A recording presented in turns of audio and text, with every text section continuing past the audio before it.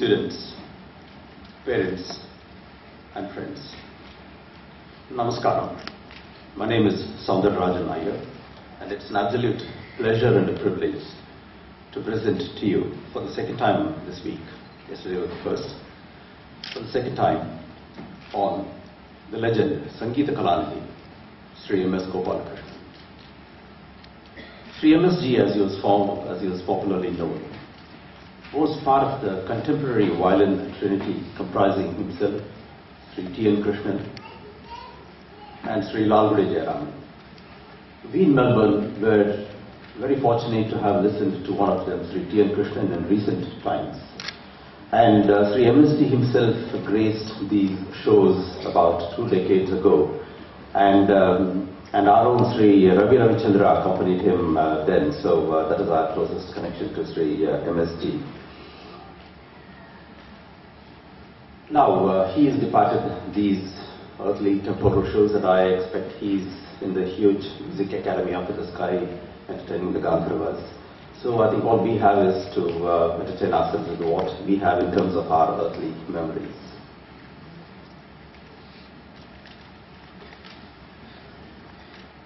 In all of Sri MSG's interviews, he's always acknowledged the influence of his father, Parur Sundaramaiah. Always he used to say, Appada Ashiradam, Tatmanara Ashirvadam. So it behooves us to cast a little bit of light on Sri Sundaramaiah, his father. Though the Carnatic and the Hindustani traditions are considered to be 2 streams, in reality there is just the one music system in India, and that is that of the Raaga. The music of the Raaga, be it of the Carnatic or the Hindustani persuasion, is what makes Indian music what it is. All the other differences, you can call it a bandish or you can call it a kirtane, they are pretty specific, they're localized, and they do not detract. In fact, they add to the luster of the system that is the Raga-based system. And this is what Sri Sundaramaiah put forth in a very eloquent and passionate essay that was published in the Hindu back in 1946. And of course, he didn't limit himself to just writing about things. He was one of those absolute pathbreakers. I would suggest he was probably one of the first South Indians to have enrolled in Pandit Paluskar's Gandharva Mahavidyalaya in Mumbai. And he was part of history in the sense that he introduced the violin to Hindustani music. Before that, really the sarangi was the preserve of the stringed instrument as far as Hindustani was concerned. But Sri Parur Sundaramaiah was the one who introduced it during his stint as a student with Sri B.G. Paluskar. And of course, Sri Sundaramaiah started off MSG, and of course his elder brother MS Anantaraman around the ages of 6. And it wasn't any, sorry, look at the photograph of Sri Sundaramaiah. And as I mentioned, the brothers, MS Anantaraman and MSG, were initiated into music at around the age of 6, and their sadhakam, their practice was no mean 1 hour a day or anything like that. It was a minimum of 10 hours a day, quite often 16 hours a day. What this essentially meant was, by the time he was 8, he accompanied his father at the All Bengal Music Conference. This was pretty much a national conference at an All India level that was devoted to the Hindustani tradition. Of course, this is a photograph not at the age of 8, but a little bit later. But now, this conference in Kolkata was an absolute pathbreaker because the larger Hindustani pantheon got to see this young stripling of a lad, all of 8 years old, accompanying his father. And hearing him, and all of the stars of the day were there, hearing him, the colossus of the Hindustani pantheon, Sri Omkarnath Thakur, he heard him. And the very next day he asked the 8-year-old lad to accompany him. And the pairing of Sri MSG and Thakurji was a long and fruitful one, beginning back in 1939-40, Their pairing was there, lasted till the passing of Thakurji, and I think there is a recording of Thakurji and MSG that dates back to 1965. As I mentioned, that was a path-breaking conference. He then went on to accompany Vishnu Digambar Palaskar. Palaskarji was Sundaramaya's guru and also the principal of the Gandharva Mahavidyalaya. And then another star of the Hindustani firmament, Bade Ghulam Ali Khan. Now, readers of Carnatic music literature might be aware that Ghulam Ali Khan Sahib, as he was known, was one of those early aficionados, people who appreciated Carnatic music. He was the one who was noted to have called MS Gopalakrishnan when he heard her as Suswara Lakshmi. And of course, his virtuosity was such that when G.N. Balasubramaniam heard him, and then let's bear in mind that GNB was a star in his own right at that time, when he, after a concert of Khan Sahib, GNB prostrated a full-length Sashtanga Namaskaram to Khan Sahib after the end of that concert. What it also, I think it's a bit of a showcase to the fact that there was a lot of dialogue between the Hindustani and the Carnatic firmaments then. There was a lot of traffic and a lot of exchange of ideas.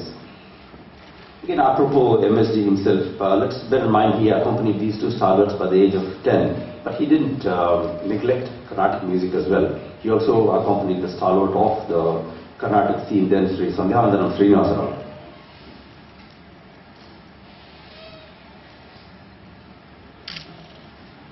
A little bit of a background about the Hindustani tradition in which Sri MSG studied. Now, these stalwarts followed what is known as the Kirana Gharana, and then for those who may not be aware, the Gharana tradition is geographically centered. You might have heard of the Patiala, the Gwalior, the Atrauli Gharanas. These are all essentially places where that music really blossomed from there. It was going back to the royal patronage of those days. Kirana really is a small town that's near Saharanpur in modern-day UP, and his lineage goes back to that. And the many exponents of the Kirana Gharana include Abdul Karim Khan, Sawai Gandharva, and Bhimsen Joshi. These people also were his gurus from the Hindustani tradition.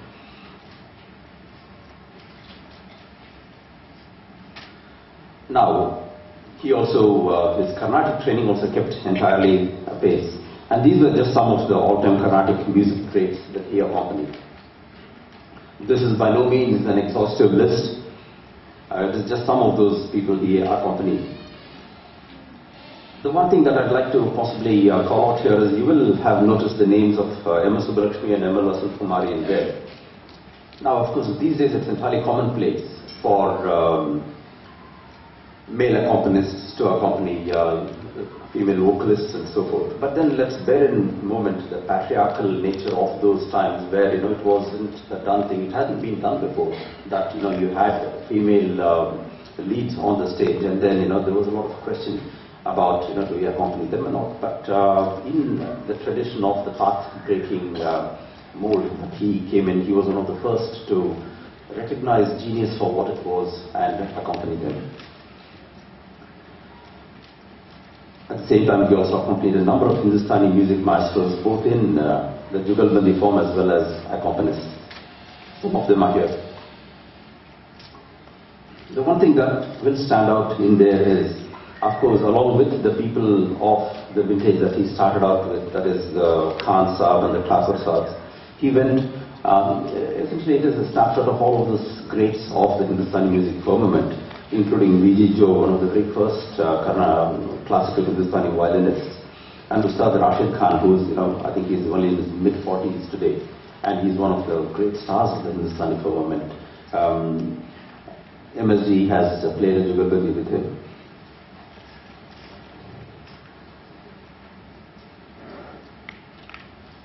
But in his early days, he was known for his accompaniment. The fidelity of his accompaniment was said to be without par. Let's listen to a sample of that.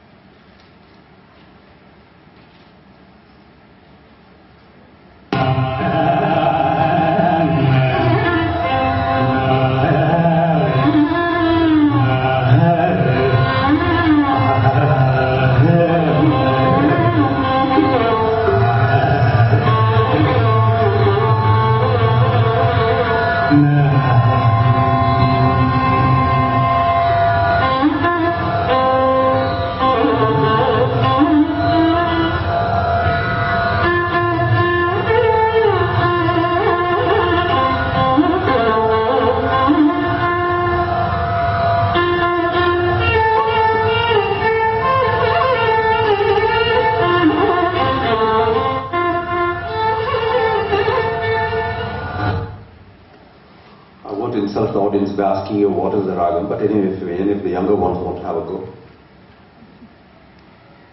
Okay, some of the less younger ones. Okay, Carnatic Orange.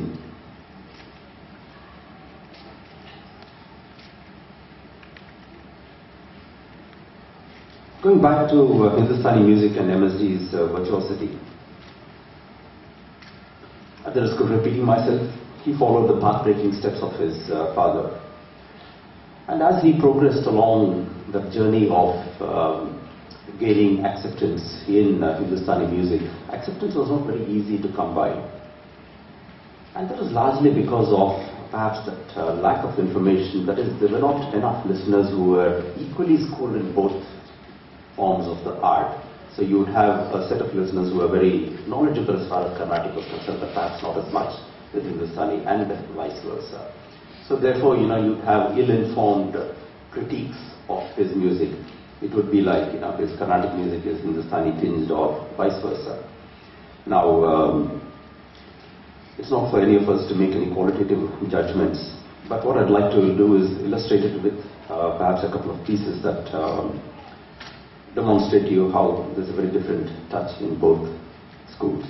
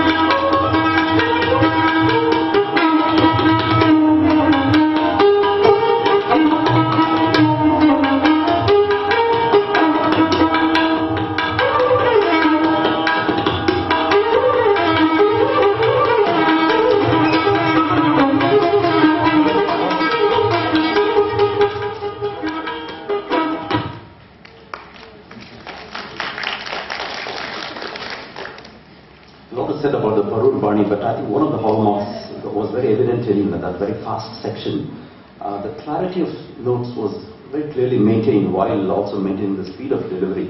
And let's again bear in mind that this is a very, very old recording going back to 30 or 40 years ago, so even then it's very clear. And for those who might be interested, the Drut Teen Tal from the Hindustani, I think we have got Pandit Radheshamji, but correct me if I'm wrong, but essentially the Drut is a fast tempo, and the Teen Tal is known as the king of the Tal system in Hindustani. It's really 16 beats to a cycle, many, many variants of the Teen Tal, but we heard one variant. The audience here is by and large very well schooled in the Carnatic music oud.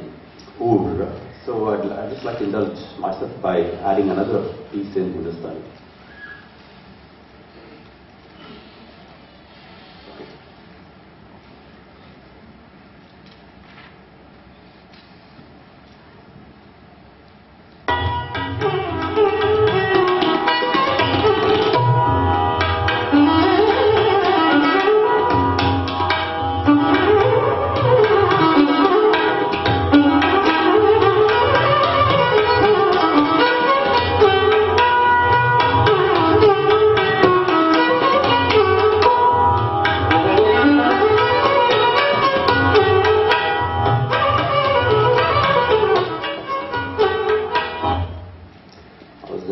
The equivalent, which is Agari, but I thought, let's not take too much of your time. Finally, let's move to a sample from his work in the Carnatic sphere.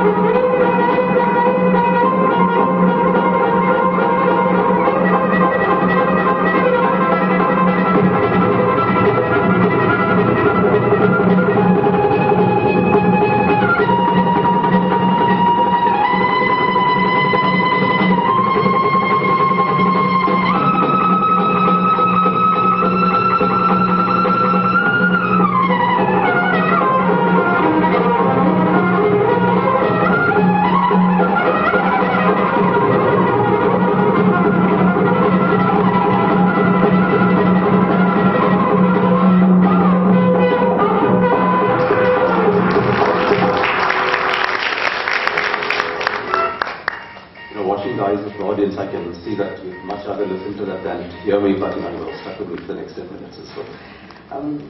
A little bit again about the Parur Bani, and now it's a very dry technical explanation, but I think that would have been very evident in what you heard from a video that his daughter, Dr. M. Narmada, has mentioned. The hallmark of the Parur Bani is a scientific, a very listener-focused approach to both the bowing and the fingering aspects that characterizes that. And I understand that Dr. Narmada is organizing a festival that is intended to focus on the Parur Bani.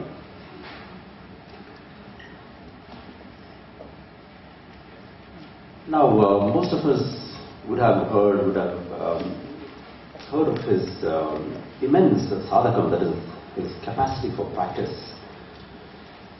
He's been called the Sadhaka Puliya by his brother MS Anantaraman, and the grand old man of Carnatic music, Sri Srinivasa, called him Asura Sadhaki.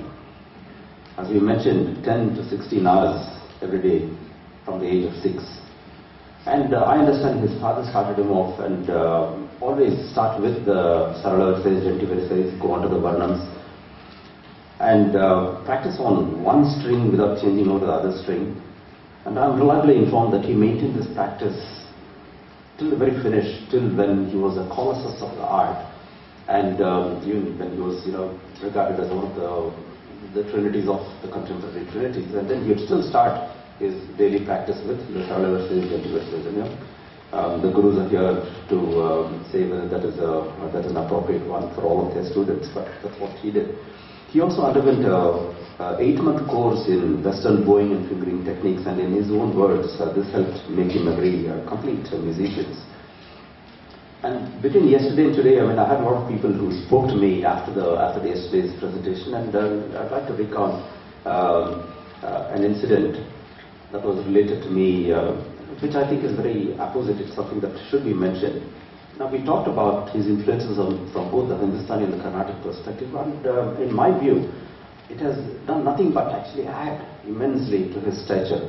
And I was informed, for instance, Sri S. Kalyanaraman or indeed Volete Venkateshwarlu, they'd sometimes go off into a Hindustani style sancharas. Now, the violinist who is following that needs to be well schooled in the art. It's not just a question of obviously just following what's being sung. You need to be schooled in the memes, the way you glide.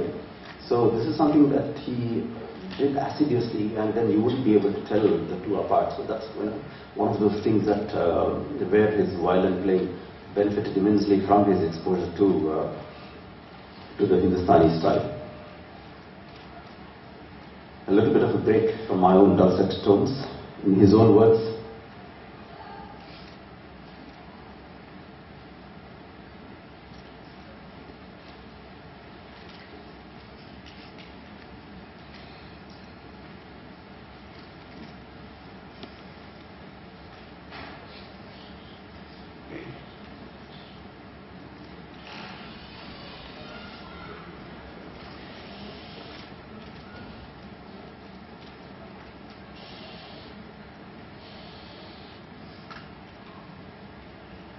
was I really able to read that, or would you like me to read that out? I'll take silence to be assent. I think that statement is something that all of your gurus would have told you. But I think it also gives us one view into an aspect of the man that is perhaps worthy of consideration. I think it also touches the spiritual element within him, where he talks about each Sangati being a dedication to God. I think there's that spiritual element combined with his technical mastery that I think made him an absolutely peerless master of the art. This also reminds me of what the multifaceted Tamil poet Subramanya Bharati wrote. Inbamum kanakkum சேர்ந்திருக்க வேண்டும். இன்பம் இல்லாமல் கணக்கு மாத்திரம் இருந்தால் அது பாட்டாகாது.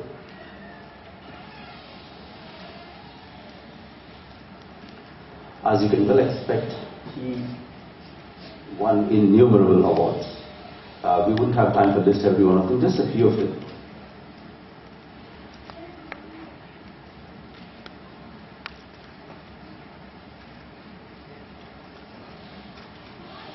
One thing I'd like to point out is, of course, in addition to the Padma Awards, the Tamil Nadu government's Kalaimamani, and of course the pinnacle, the Sangeeta Kalanidhi. The Sangeet Natak Academy Award is a central government award, and I think it's always traditionally been skewed towards Hindustani, so there is that element of recognition for his Hindustani work, and that was just one of the many he won, again from the Hindustani perspectives. A few tributes from his peers and people who came after him.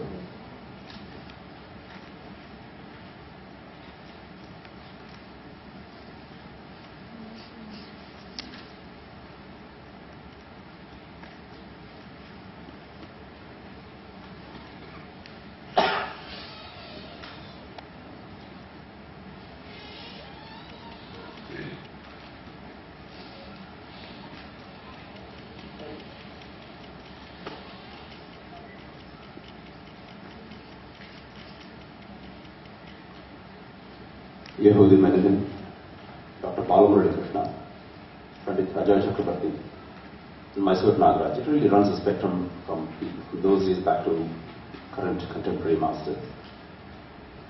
If we can just take a little bit of a riff on what Dr. Krishnan has mentioned. His violin was so pitch perfect that one would not even require a tambura to maintain Shruti. I think this is something that's come over from the Hindustani tradition, because people who read might be aware of people like V.G. Jog and Kishori Amankar. They've held up concerts quite simply because the tanpura was not tuned perfectly. I think Radheshamji, you might know that Kishori Amankar is very legendary for that. Her two tamburas always had to be absolutely perfectly tuned. Without that, she just wouldn't start. So I think, by and large in the Hindustani tradition, that is a standard stock given. And I think that's one of those things that's come through, and it shows. And I think that's evident in what Dr. Krishnan mentioned.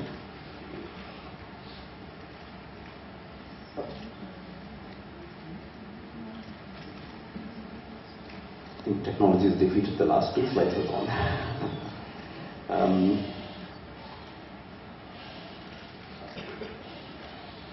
All right, somehow we seem to have lost the last two slides. Essentially, in conclusion, I'd like to mention an aphorism by Chanakya. Chanakya, as some of us would know, was a master strategist, and he wrote the treatise on a king's craft called the Chanakya Niti. In that he says, Kshamaya Daya Premna Sundretra Narjanevacha Vashikurya Jagat Sarvam Vinayena Chasayaya. What this translates to from the Sanskrit is, one can attract the whole universe to himself by exercising the following noble traits: patience, compassion, love, nice and truthful words, enthusiasm, humility, and devoted service. I haven't met MSG, but reading about him and speaking to people who've been in close contact with him, like Murli, essentially I think these are those characteristics that absolutely are the hallmark of the man. And I think there's a lesson in that for all of us as well. If we were to exercise patience, compassion, show genuine love to everybody around us, always speak well, nice and truthful words, enthusiasm for whatever you choose to do, humility and devoted service, I think the world will be at our feet. In the finish, an acknowledgement, and I think it's one of the longer sections. There are many, I think when Murli called and said, can you please do this, that's absolutely taken by pleasant surprise, and this is something I absolutely enjoy doing, as some of you might be aware. There is something that, again, Subramanya Bharat, sorry, this is from the Tiruvallur, he said, Yappurul yar vai ketvinum appurul meipurul kanbadu arivu. So whatever you have heard from whomsoever's mouth, it would be wise to seek the truth. So now, I knew a little bit about MSG, I was limited to have heard his music. Now when I got this commission from Murli, I said, this is my office, the truth. And it was an absolutely enjoyable few weeks that I spent reading books like Bharatiya Katuregal and Rajiv Nayar's Rasika's Journey through Hindustani Music, the Hindu's Compendium, The Hindu Speaks on Music, and the various works of the musicologist Raaga are Menon. And also, I and my daughter Soumya, we listen to a lot of music to pick appropriate scintillas to add into this. So, a huge amount of thanks to all of those sources, and certainly to Murli for the opportunity. Thank you very much. And in the finish, one final acknowledgement. I saw the acknowledgement of all the gurus over yesterday and today, and a little bit of a little bit of my observations. We have a lot of respect for our gurus, and it is not without a reason, because I think often the guru's work is sometimes very thankless, but it is one that's comprised of a huge amount of responsibility. Because they not only have to maintain the tradition of their guru, the guru parampara and the bani that they inherited, but they have to embellish it, add to it, and nurture a new crop of students who will carry that bani forward and certainly carry the great art of music forward. So, to all of the gurus and certainly all of the students, I thank you. Namaskar.